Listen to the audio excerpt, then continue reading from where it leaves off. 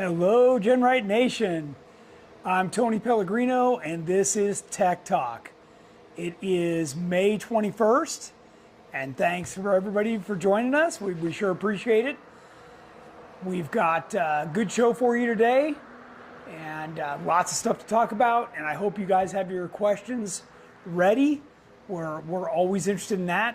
If this is your first time stumbling on to Tech Talk is something where I talk about my experience. Obviously, it's all about Jeeps, everything about driving them, building them, whatever, repairing them in this case. But my experience and what I've found that works and doesn't work. So I'm happy to share that with you guys, and thanks for joining us again. If you're watching live, great, because that gives us a chance to interact with you guys, where you get to ask questions by just typing in a comment. So just make sure you include as much information as you can, and I will try to get to all of the different questions. Jen, who we got watching so far? Let's see. Clyde Hammond says hello from Mustang, Oklahoma. Shaka JQ, Steve Bird says hello, guys. Nice. Michael Costin says hello, GenRight Nation from Jacksonville, Florida tonight. Wow. Richard Peterson says greetings, GenRight. Moxie1 says hello. Mark Lawrence says hello, GenRight Nation. Big Mark. Matt McDonough says hey, guys, checking in from Norman, Oklahoma. Heath Basham says hello from Texas. Trail Team 7 says everyone's tuned in and waiting like a long-awaited new series coming out, LOL. Shamrock Adventures, hi Tony and Jennings, hi from Patrick and Laura in Vista, San Diego. Hi guys. Esther Newcomb says hello from St. George. Jerry Drimple says hello, I've been preparing for HDR. Me too, me too. Robert Fisher says what's up from Winter Park, Florida. Moxie1 says this is his first time catching it live. Ted Miranda says what's up from the BNG garage. Jeeper Ginger says, hi guys, looking forward to Professor Tony's message. Nick Repinage says, hey y'all. Hey, Nick, haven't heard Nick. him on there in a while. Adam Vowell says hello from Denver. Tyler Hagan says hello, Tony, from Bonnie Lake, Washington. David Mork says hi. Robert Lavoie says hello from Whittier. Javier Oliveira says, what's up, GenRight? And a bunch more people are jumping on. Awesome, awesome. Well, to all of you that are joining us, don't forget to like and subscribe. Turn on your notifications so that you get, anytime that we post a new video or go live, you get the notification and you don't miss out. We've got a bunch of stuff to talk about tonight. The main thing, obviously, you saw probably the thumbnail, drive shafts. We're going to talk about drive shafts, what you need to know about drive shafts. And happy to field some questions around that as well as general questions. So one of the things that I wanted to do before we actually get started, I did want to remind everybody, through this Memorial Day weekend, we are still offering free shipping over on the GenRight website. This is for orders over $250. for GenRight product only, and you enter this Buy American code as a discount code at checkout. So it can't be combined with any other discount offers or anything, but that's a great deal, because depending on what you're ordering, it's like 12 to 18% discount, so it's a pretty good deal. All right, we've got several feature products today. And I just noticed one that I want to talk about. It's not actually on my list, so I'm going to throw Jennings for a loop here. Can you focus on this wheel right here? Mm-hmm. This, I just got a brand new set of the Raceline Rhino wheels that I'm going to be putting on Terremoto. I've run this wheel on Terremoto for about the last year or so, but I just got some brand new ones that I'm putting some new tires on. And this is an injection, like pressure injection cast wheel. And it's really like their latest and greatest. Sonic wants those. They do sell them in colors. If you go over to their website, we sell them too. Those are for Sonic, right? What's that? They're for Sonic, Those right? are not for Sonic. Come on. Come on. Yeah, those are a little big for Sonic. Come on. I have been doing a lot of work on Sonic. We just installed aluminum half doors on it. I just put the visors in, so we've been doing a bunch of stuff. Oh, we finished installation of the Curry 60 rear end on that, and that's what brought us to the drive shafts. So let's talk about that. So a lot of you have heard me talk about Reel Driveline, or JE Reel, as some of us know it. Jim Reel, the owner, super nice guy. Scott is his right-hand man over there. If you ever call there, you're going to talk to one of those two guys. We put these drive shafts in every build we do. These are in every GenRight Jeep around here. You will find this drive shaft. I originally stumbled onto them when I first started racing King of the Hammers, which eventually turned into Ultra 4. And he just builds the beefiest drive shaft that will just stand up to anything I could throw at it. So I can't say enough about this gentleman, his company, and we're gonna point down here and we're gonna look at some drive shafts right now.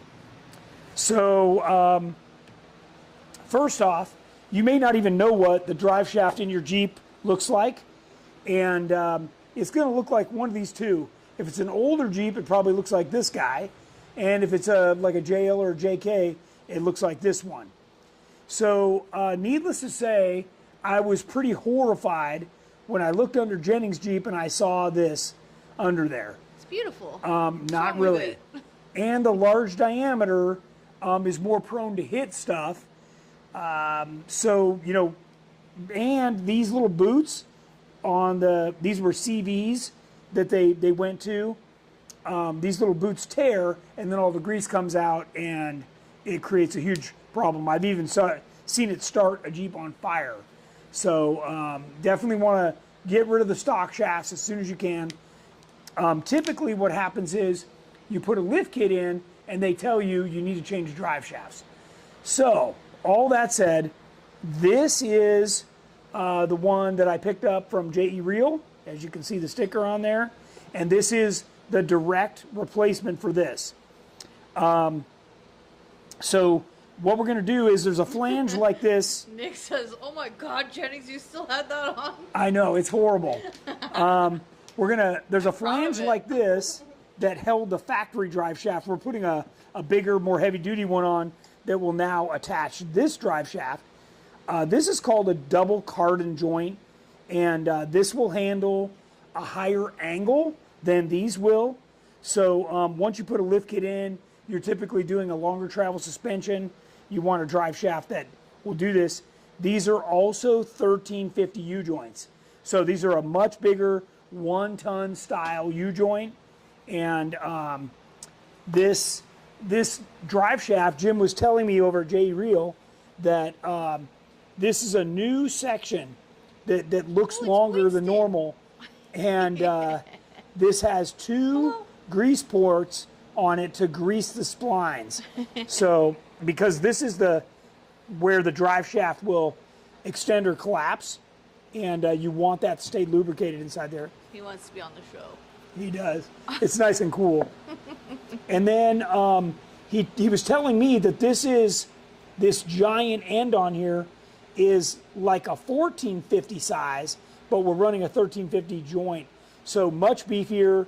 You got a lot more material around there to help protect it.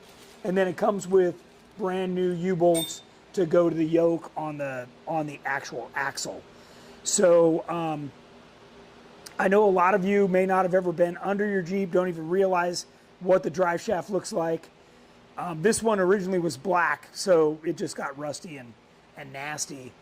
But if you're in the market for a drive shaft, I really impress upon you to call the guys over at JE Reel. They know their stuff. This entire kit right here, the normal is about $799, $769 to $799. Then this particular one is an upgrade. This is what they call their Canyon Crawler upgrade. So it's a thicker tube, more heavy duty parts, and this one's $150 more. I know, a drive shaft's not the like sexiest thing on your Jeep, and a lot of people are like, why should I even care? But this is carrying, all the load, second only to your axle. So it is an important thing, and to spend, $800-900 for a good drive shaft really isn't out of the question. So, and that includes everything you need to make the conversion. Okay. Steve Bird says I should probably think about a new drive shaft on my JT. Yeah, for sure.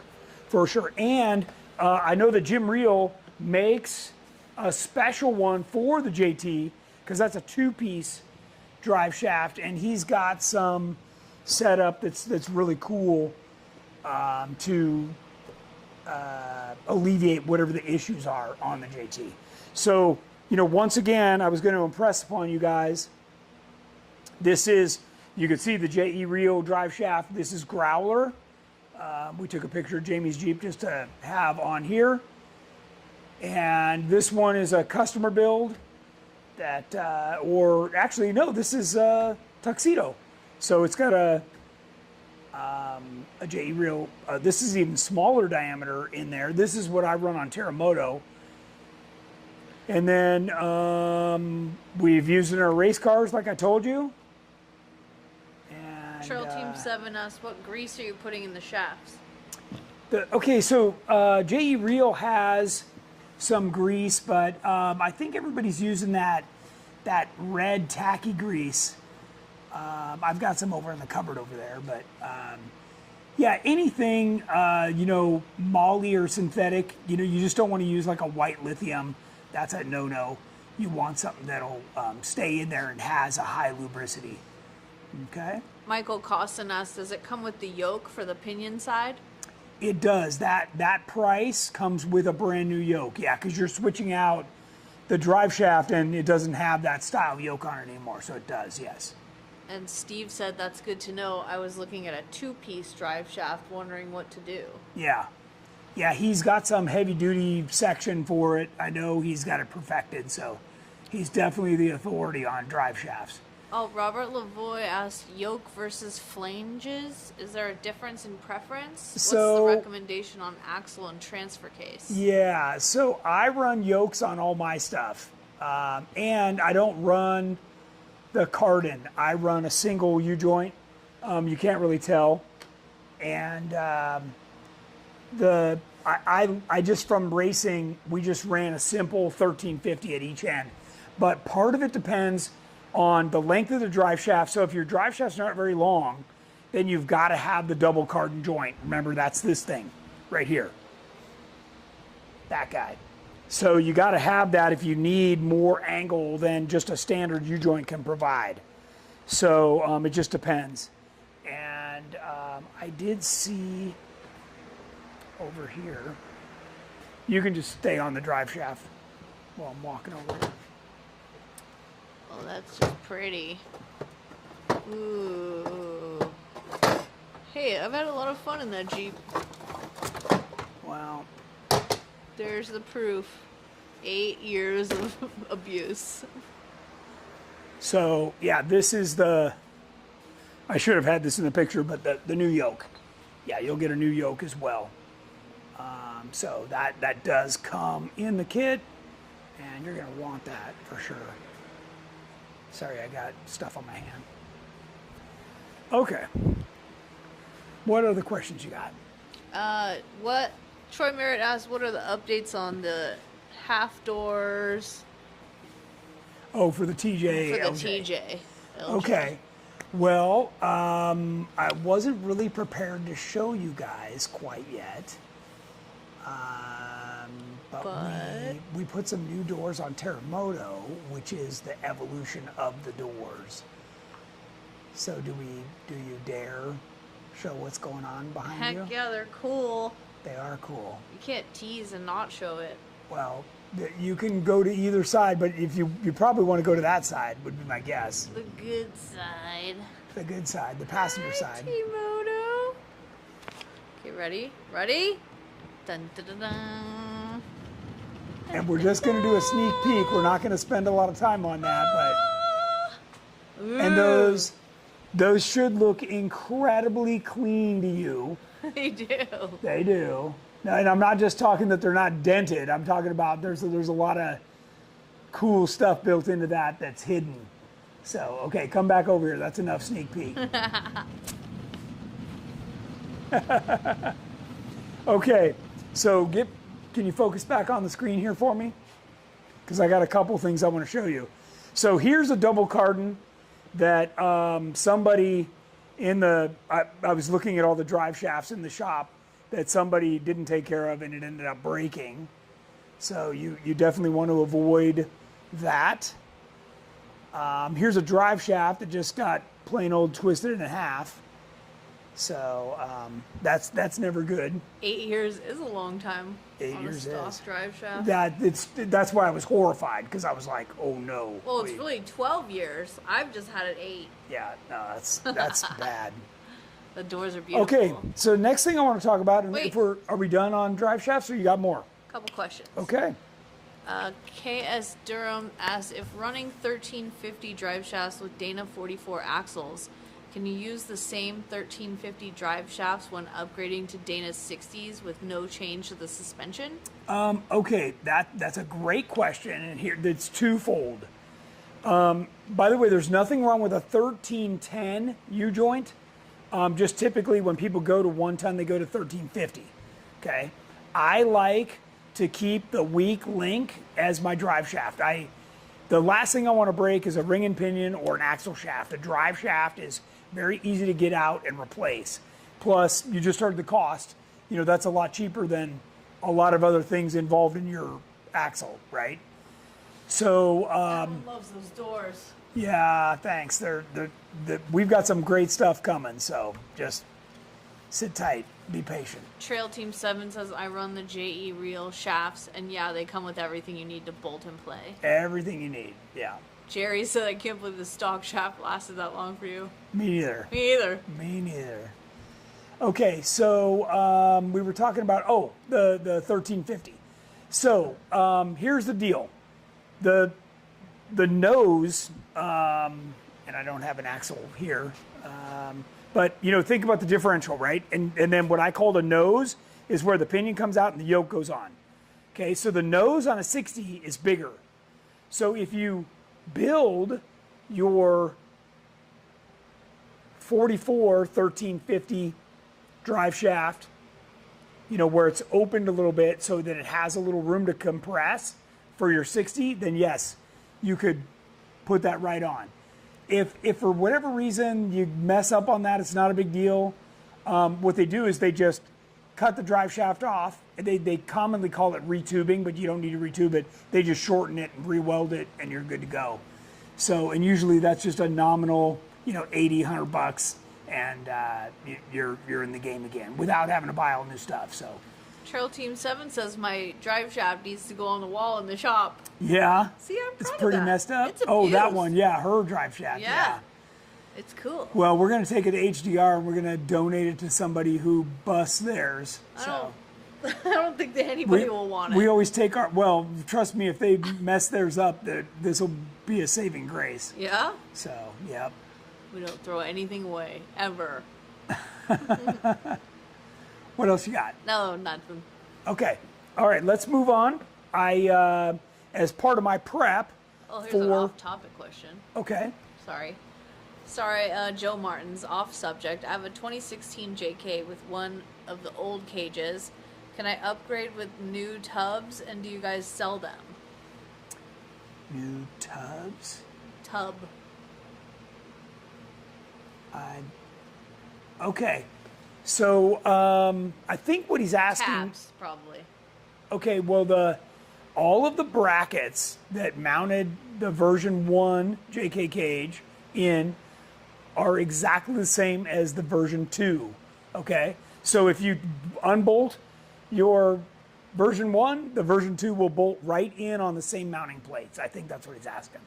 So, and then when you sell your cage, you just give them the new and unused mounting plates and they get to put it in their Jeep.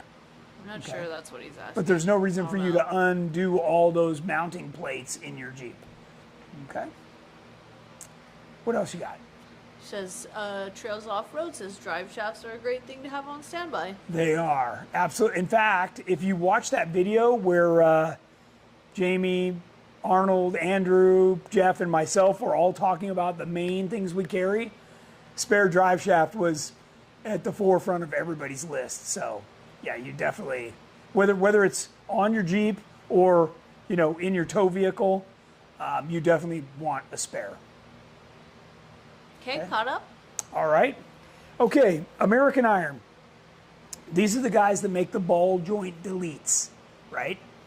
And we've talked about this many times. This is what you replace on your knuckles, and it is a pretty cool kit. I was working on Terremoto. Oh, we're too far. I guess I'm just going to show you my props here.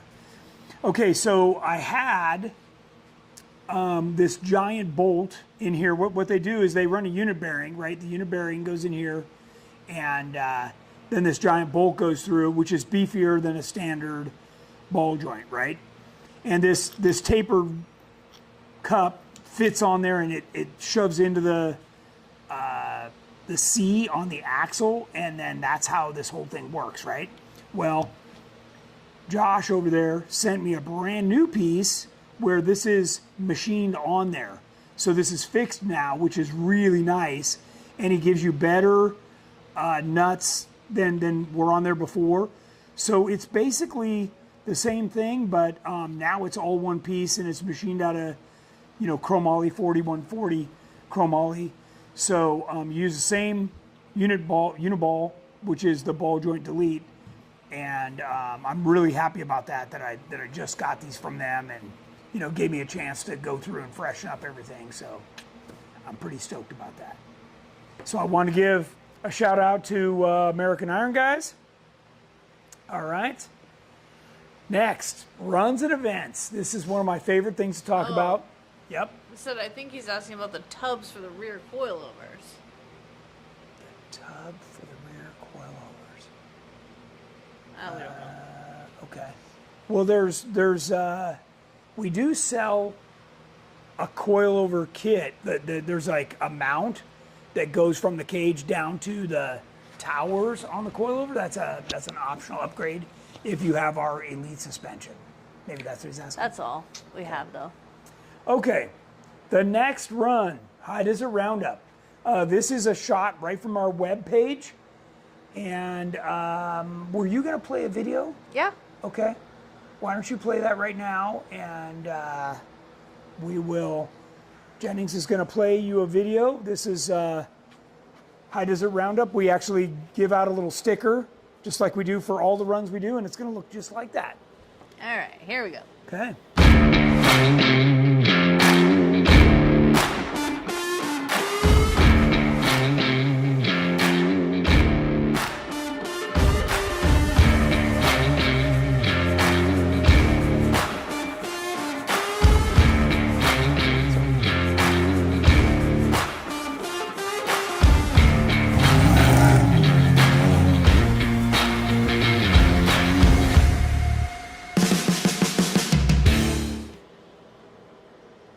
Okay. All right. So the reason I wanted to show you the little video is because this is one of my favorite events, and it's the closest one. If you are in California, it is the closest one to everybody here. So that makes a big difference. It's easy to go to. It's this coming weekend, as you saw the dates. We actually leave tomorrow, but it technically starts on Friday. And it is a fun event. It's out near Barstow. It's all staged at that /X Cafe, which I think I got a picture of right here. So if you've ever driven down Highway 247, you've driven right by this sign. This place caters to off-roaders. This is a totally cool place. You walk in and it's got the peanut shells on the floor, and it's a good old bar with stuff stuck all over the ceiling. There's a huge back patio area where they have live entertainment and shade trees, and just a super cool place. The people that own it just absolutely love catering to off-road folks, so that's nice too. Obviously, my son Jamie and I running all kinds of characters out there, Like your brother? like my brother. Actually, that's in the outdoor area, if the thing will go back, that I was talking about with the shade trees. It's really quite pleasant out there. And then, of course, we do a lot of runs. So one of the things I wanted to mention was, we're going to have Pay Dirt out there, Banshee's going to be out there, Grey Wolf's going to be out there with our Stage 1 suspension, Sonic's going to be out there with our brand new V2 cage, Growler, Ed's 392, what's he call it? Gringo 392, Terremoto, who am I forgetting? Oh, Shamrock's going to be out there. Tuxedo's going to be out there, which is our TJ to LJ. Shamrock's a tracer. And we're just going to have virtually, this is like one of our biggest turnouts for all of our Wolverine? GenRight Jeeps. No, he's bringing Grey Wolf okay. with Stage 1. So Jim Smith has a question. Sure. He says my inner knuckles ball joint holes had knurled ball joints. Will the ball joint delete kit work in place of my worn out ball joints? It will. Okay, so that's a great question. Actually, I'm going to leave the screen for just a second, and I'm going to grab one so I can talk to you about it. Because it's important. And that's a good question.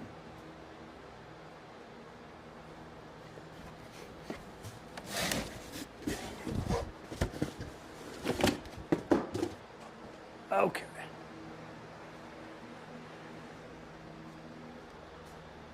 So, what this gentleman is talking about, I'm going to spin this around so you can actually see. And we're going to look at something like this. Okay.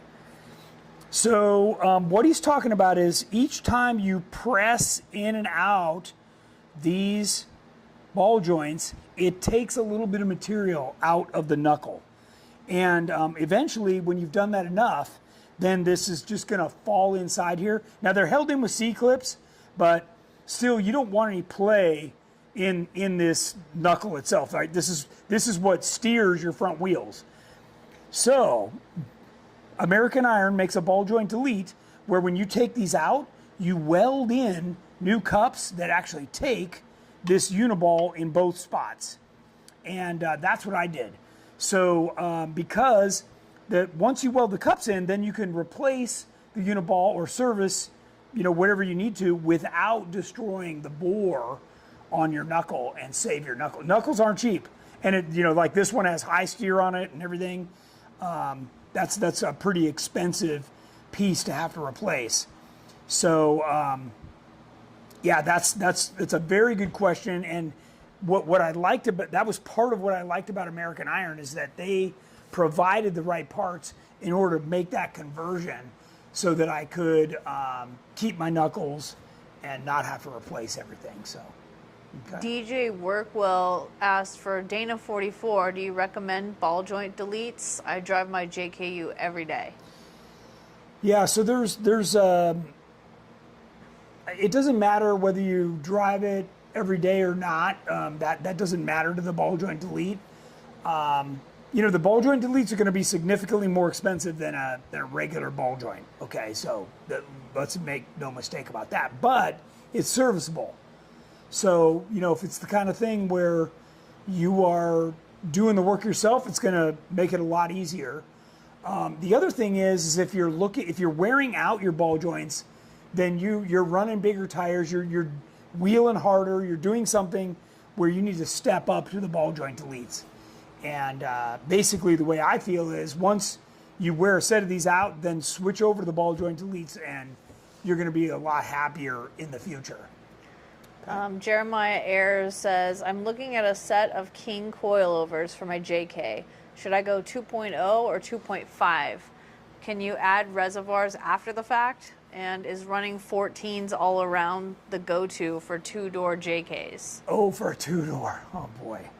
14s all the way around is probably more than everything can handle. Because your wheelbase isn't that long, what happens is your drive shafts can't droop out that far. Now, since we're talking about JE Reel today, this is actually a great time to talk about this. Jim told me he makes a high angle drive shaft, but that drive shaft has to run at a high angle all the time. So, if you say you build your Jeep so that it can droop out with the high angle, but when it runs flat, when you're at normal ride height driving down the road, it'll burn up because it doesn't lube properly. So you really, that's part of the reason I was saying, call these guys. They're a wealth of knowledge. You can tell them, like these are the angles I'm dealing with, and they can advise you properly. I think, you're probably, for your vehicle, probably safer with 12s, front and rear. And yes, you can add reservoirs after, but it's very expensive. You're probably on the several $100s, where when you buy the shock new, it's only a $150 upgrade from on a new shock. So much better to do it right from the beginning. And then it's a slight upgrade to get compression adjustment, not just a reservoir, but a reservoir with compression adjusters is also a nice addition. I think that's only $50 more in the scheme of things. So yeah, okay. I definitely recommend getting all that stuff. Jerry asked, how do you make sure to not mess up the chamber when you weld in the new cups for the ball joint deletes? Very good question. So what we do is we have an insert that I machined out of brass that we put inside there, and we heat the entire knuckle for, it's a couple hours. We bring it way up to temperature, and then we use nickel rod and we weld in the cups, and then we wrap the whole thing in a blanket, welding blanket, and let it cool down very, very slowly. That way all of the material that's been brought up to temperature can cool back down together. And the bore has always stayed just perfect. Okay. Okay. I think we're all cut up. Doing pretty good. We're actually great questions tonight. I'm proud of you guys. This is good stuff. Rod Andrew actually asked any updates on the stage 1 suspension for the JL. JL, yes. Great. In fact, I should have had some slides for that because we've made great progress on that. I was just talking with my engineer before I stepped in here, and we've really been able to implement some cool things. I think you guys are going to be very excited. One of the things that I noticed is our steering is super high steer, and that's going to keep it out of harm's way. And then he's incorporating that with all the possible flex and everything that is in the suspension. And like I told you guys before, that's going to come in kind of a subframe because I don't trust the frames on the JL. This is going to have not only the cross members, but it's going to have a subframe that holds those together, that actually attaches it to your vehicle. So it's looking really good. Looking really good. All right. Right. Up again. Yeah, we're doing good. Okay. Jeremiah says, thanks, Tony. I'm going to keep doing the research. That was okay. So on one of his questions was 2.0s or 2.5s. If you can fit 2.5s, go 2.5s. I mean, don't get me wrong. The 2.0 is such a better quality shock than anything else you've had on your Jeep before. But a 2.5 has 66% more dampening. So it's a huge difference, right? So if you can fit the 2.5, I definitely recommend the 2.5. Okay? All right, so back to High Desert Roundup. Very popular event for all of our guys. We get a huge turnout for this. They have a great raffle, of which, by the way, GenRight is donating for the raffle an entire set of fenders, front and rear, for whatever Jeep you have. So whether it's a JK, a JL, a TJ, a YJ, a CJ, whatever you got, we're donating a gift certificate for a full set of aluminum fenders, or steel if we have them and you want them. And we're donating a bunch of other stuff to the raffle too. So you can see our banner right back there. And this is a very popular raffle. Again, this is a fundraiser for Cal 4-Wheel, of which they're the ones that help to keep our trails open. And that is very important. And they host this nice event where they're leading trails and doing all this stuff. One of the other super fun things about this is the Jeep games. So This is a game that we sponsor. I think there's 8 different games. We sponsor what's called the wet lap. That's right. My and favorite. where the passenger holds a bowl of water. Let me see if we can. This one, Andrew's got his daughter, and she's holding the bowl of water. And you drive around a course, and you have to get back with as much water as you can and go as fast as you can without spilling all the water. If you come back with no water, it's a huge penalty. It's basically a DNF. So you really want to take your time and try and come back with water. Then we do a night run over to In-N-Out Burger. That's always a popular one too. So seems like everybody's not hungry until we get there, and then they're like, oh yeah, I'm getting a double-double. So that's fun. Plus, everybody gets to use their lights, and it's a fun thing. And then, of course, we lead 2 different trails on Saturday. This one's called Pumpkin Eater, and which is one that I've led since 2004. And then I'm leading a brand new one this year called Death Star. And it is a very, very advanced trail, 40-inch tires and up, and you better be prepared for damage because it is the real deal. Everybody, I've heard a lot of criticism about, the trails aren't hard enough. Well, Pumpkin Eater for a long time was harder than most people could do, but a lot of vehicles have caught up to it. So this is my next level trail that I'm bringing out. Wait, what are your thoughts on using portal axles? The problem with portals is that they move. Basically, it's like adding a lift in your Jeep. And you can't just lower the Jeep down because then you now have no up travel. So your Jeep just ends up looking like a monster truck. Here's what I tell people. You built a rock crawler, so put your tires on the rocks, not your differentials, and you're gonna do a lot better. So that's my advice. And I've raced King of the Hammers and everything and been able to do it all without portals, so. Adam Vowell has an off-topic question. Sure. He says, I'm trying to reduce heat under the chassis and between the body and the flat belly. Is exhaust wrap good to use? I hear it can crack the pipes. 2017 JKU LS with Elite suspension. Yeah. LS3. If it's cracking the exhaust pipe, that's odd. But I would wrap the exhaust. We wrap the exhaust on everything. Terremoto, Aftershock, Sonic. We've wrapped the exhaust on everything. It really, you need to keep that heat in the pipe and get it out the tailpipe. You can also make another product from DEI. So that heat wrap comes from DEI, and I don't know if I don't have anything else. Keith says, I was the one that broke on Death Star and named it. Yeah. Keith Lyon. Ah, nice. Nice. So they make another product that goes on your floorboard from underneath, right? So basically you put it between the muffler and the floor, and it sticks on. I think it's made of some kind of silica, but it really keeps the heat out of the floor. And that's another good product from DEI. Check them out, Design Engineering Inc. And we sell some of that on our website. We put it on every single build we do. So, okay. Okay, caught up? Caught up. All right. So we lead a couple trails a day. We do one in the morning and one in the afternoon. And we're going to start that on Friday.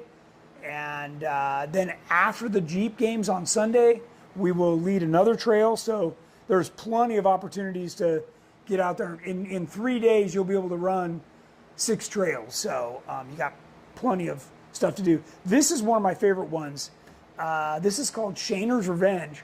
And our camp is like way far away. You drive all this way, you come up this canyon, and then this is going to loop around and do this big giant loop where you go up on this ridge. It's an absolutely great run. You can see we get a bunch of vehicles out there for it. And yeah, that's another good one that we take people on. So what else we got? Oh, and then this was the raffle prize. I know, sorry, it's on a white screen, but it's a set of front and rear fenders. So and other raffle prizes. Nice. So, and then don't forget, if you show up, you're going to get, this one happens to be from our turkey run, but for High Desert Roundup, we give you a nice little sticker. You can put on your windshield, in your toolbox, whatever. And we do happy hour every night. We have a campfire every night. We do music by the campfire every night. Great social. We're going to have a cornhole tournament and give away a bunch of different prizes, Jeep related prizes from us and our sponsors. So that's going to be fun. And so basically you just got to stop by our camp. You can sign up for the cornhole tournament and get in the brackets and start playing and having a good time. This event is one of my favorites of the whole year, and it's family friendly, pet friendly. It doesn't matter whether you're driving a stock Jeep or a fully built one. There's trails for you. They've got, 10 different trail runs, and they make sure they accommodate everybody. So it's a good one. And again, a Cal 4-wheel fundraiser as well. So it goes to a good cause. Right. Mike Wright asked, do you have the front shock towers already designed for Terremoto for the 14-inch front shocks? I need a set. I know he does. And I don't know if he caught those doors that I just showed a minute ago, but I know he's going to want a set of those, and I made extras. So, and I know that he wants some of the new corner guards I'm coming out with and the new bumper. And I can check and see if those shock towers are done, but yes, they do exist. So. Jeepers Creepers asked, have you ever used RCV axle shafts? Are they better than other options on the market? Yeah, so we've used RCVs for years, and the magic really happens right here in this. It is a true CV, but it's a very heavy duty one, and this is a great product. They make them out of 4340 and 300M. If they're brown like this, are typically 300M. And they guarantee that they won't break. Like if you don't run over the tire size that they say for your given axle. And we've got them on the GenRight website as well. But this is really a great product. And you just snap on this little boot over the top. And a lot of them even have a grease port right here, so you don't have to take them apart to add grease. But yeah, if you want to turn a little sharper, you can add 10 degrees of additional turning with an RCV. And they're American made, so just like GenRight, all American made, good company. Robert Fisher says, I keep seeing dyno numbers in the 390 to 400 RWHP range for 3.6 JKs when supercharged, but I've seen so many people say to go straight to the V8 swap, saying the supercharger isn't worth it. Any comments, Tony? Well, so a couple things. And I got to be careful because one of my big sponsors sells a supercharger, which is Edelbrock. And I know people have had success with those, and that's great. Depends on where you live. Like here in California, getting a supercharged or modified engine of any kind through smog is really difficult. So first thing I would say is it depends on where you live. Second is a boosted engine. You're definitely taking a chance, and if the tune's not right, you can burn a hole in a piston or worse, right? So you need to be careful. The engines that come from the factory are made a certain way, and they weren't expecting people to add a supercharger or turbocharger, so you're going to wear out the components a lot faster. My recommendation would be this: if the engine is still in good shape, it has value for you actually to pull it out and sell it, right, for somebody else that blew up their V6. You can then buy inexpensively even a 5.3 Vortec, LS platform engine for pretty cheap, even a low miles one out of a junkyard, and get the 4L 60 or 65 transmission for a 4-wheel drive that comes with it. And man, you can do that pretty inexpensively and get it in your Jeep. And by the way, that one in stock form puts out 385 horsepower. So without doing anything, and all you got to do is, like I showed you with comp cams, I put a stage 3 cam kit in it and it boosted 95 horsepower. So, now you're at 475 horsepower with basically a, stock. See, once you boost an engine, you're really putting a lot of pressure on the rings, on the rods, on the crank, where when you do what I'm talking about, you're actually just adding better airflow with a better cam and bigger valves, and it just, the whole thing works better. You're just working it more efficiently and producing more power. Michael Costin says compression is a big thing with that. What's stock compression ratio? With a 3.6, I think it's 9 or 9.5 to 1. So yeah, so when you start boosting that, that's adding a lot. Now, even on a race engine, we're only at 12 to 1, and Terremoto I run at 10.5 to 1. So. Okay, let's see. Travis Dalton asks, how do you think my 2-door JK Stage 1 will do on Pumpkin Eater? I think it'll do fine. Yeah, I'm looking forward to seeing that. In fact, I've heard you were coming, so I can't wait to get you out there. And if you show up on Friday, you can run it with us on Friday.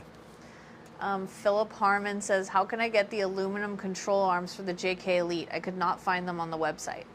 You got to call in. We do stock them. And right now, when you buy a kit, it's just like a drop-down upgrade. But if you call in and talk to the guys, you can buy them. They're in stock. Esteban Gonzalez asks, on the RCVs, what's the grease interval? So I can tell you, I've got RCVs on one of my Jeeps and CTMs on the other, and I grease them every trip. So I'm not saying every day, but every trip, because I'm doing high stress, things with my Jeep, and what I know is grease keeps things alive. So if you can keep whatever it is lubricated, whether it's the gears or in this case the U joint or CV joint, that's gonna keep that thing alive. So fresh grease is cheap. You might be $1 worth of grease and save a several $1,000 part. So. Matt McDonough asks, on the JK Stage 2, do the front coilover towers have any issues with the aftermarket PSC big bore boxes? No, we've made sure that all that stuff clears. Okay, and Amy Cleveland says, Bobby wants to get me the Elite Stage 1. Do we need to get the gas tank with that, or can it be added later? Well, so a lot of people ask me, like, hey, Tony, I want to do Stage 1 in stages. So one of my first recommendations is get the steering and then get the gas tank, okay? Because in order to do the rest of Stage 1, which is the cross members, you got to have the gas tank out of the way. So yeah, but the steering can be first, gas tank second, then you can do the main part of the belly, the cross members third, and then you've got the complete Stage 1.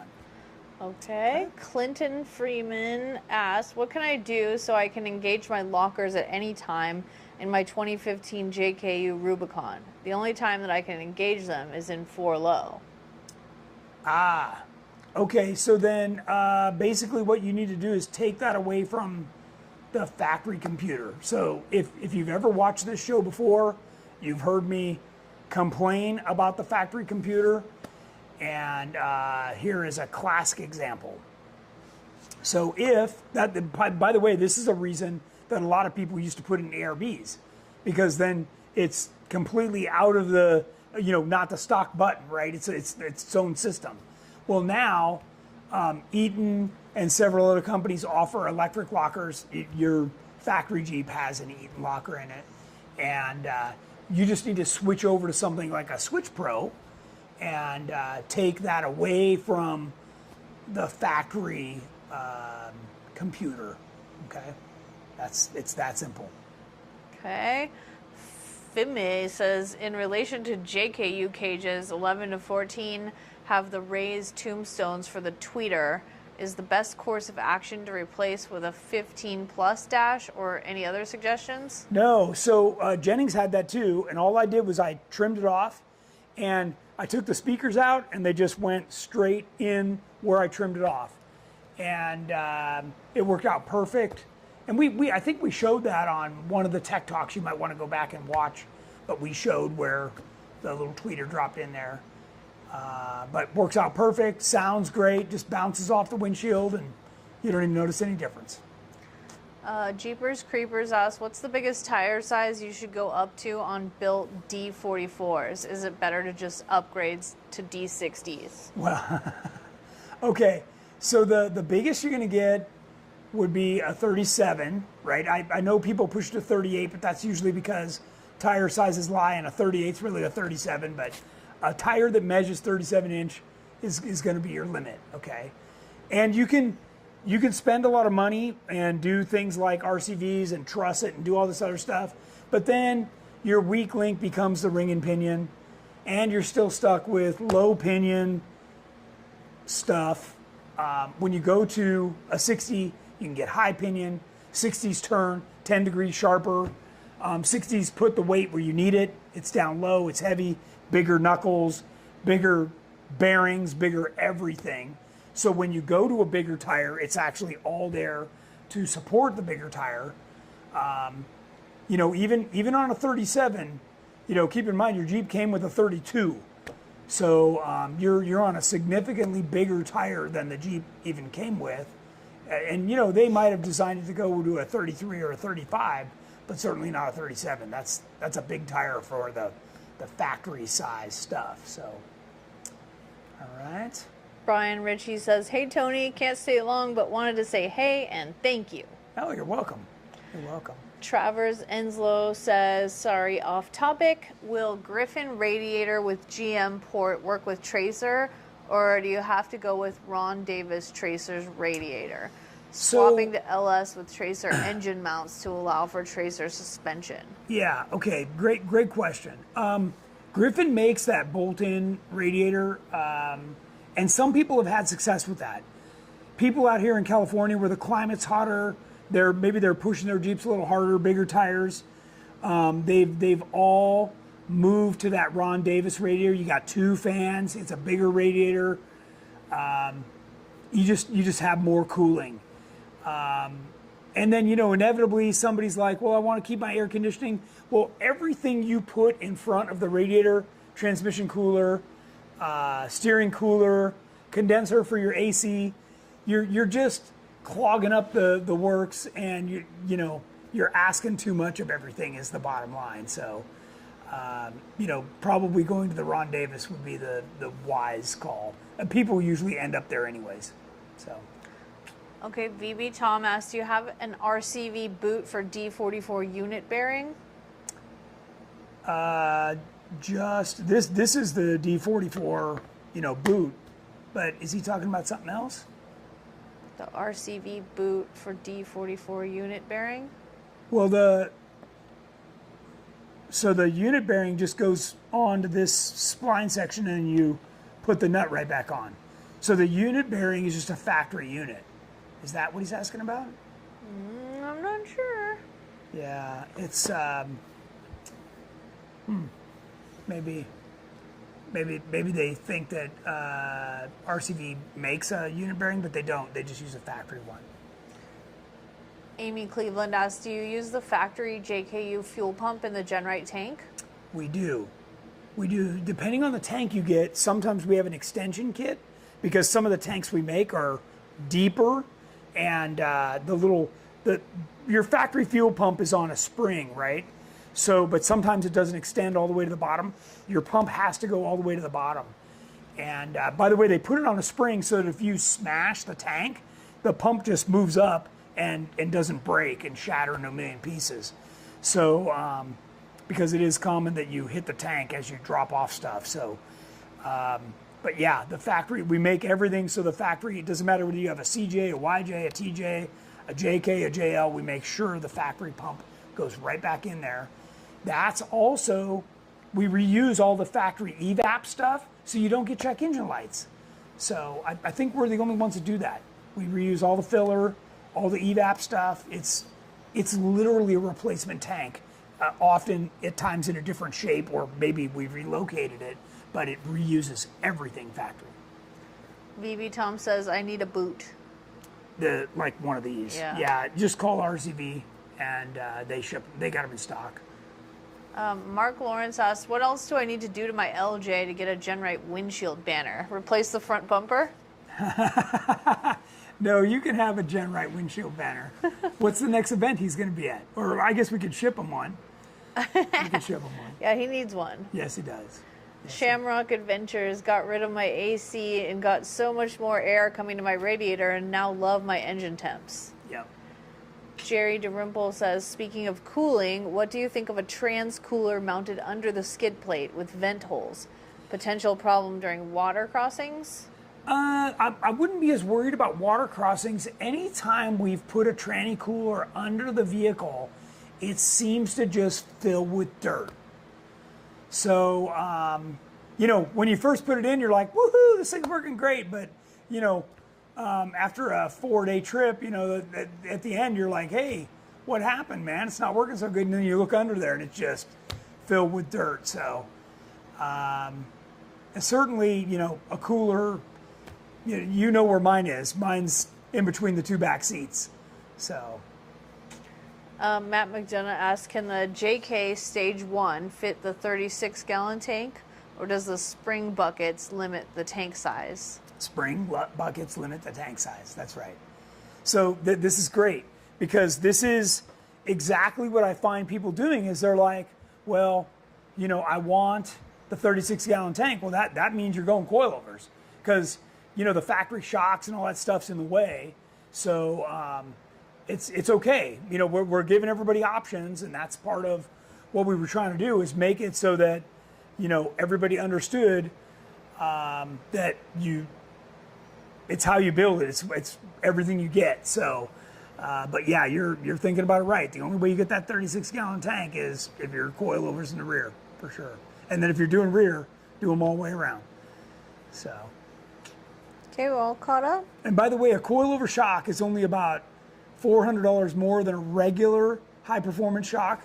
Like if you look at a 2.5 Fox or King, and then you look at, shock, just regular shock, and then a 2.5 coilover, it's just a few $100s more per shock. So, and the packaging's way better. You get dual rate springs. There's so much more that you get with it that it really makes the vehicle perform better, because you're also moving everything right out to the wheels. This is the stuff you guys hear me talk about like a broken record. So, yeah, it's important. Let me see if I had anything else for the group. KS Durham asked, any recommendations on a brake booster master cylinder pump upgrade when running bigger brakes? So we run the Alcon or the R1s, okay? And the reason we chose those two is because you don't have to change the master cylinder brake booster. They work perfect, and we've had great success with that. Did they say what kind of vehicle they have? No? Yeah. Mm-hmm. I know there's a couple. I've heard the J8, I've heard the Durango. There's, you can scab a brake booster out of a larger Dodge, Ram, brand vehicle into your Jeep. That will work better. I'm not a huge fan of doing the whole Hydro Boost. I don't want to really run anything else off my power steering pump. But yeah, I would. Yeah, you can try some other stuff. You can try more aggressive brake pads too. Says 2016 JKU. JKU. So you could try finding the J8 or the Dodge Dakota booster. Matt McDonough asked, could you back half the Jeep to get the 36 gallon and coils? No. I mean, the tank would be sticking out beyond the back bumper. So, no. All caught up. All right. All right, guys, 6 o'clock. We've done good. Thank you for joining us. We leave for HDR in the morning, so if you want to see us again, we'll be out there. Hopefully you'll come out and hang out with us. Camping was free. and there are nearby motels, so I forgot to mention that. Otherwise, we will see you next Wednesday. Have a great Memorial Day.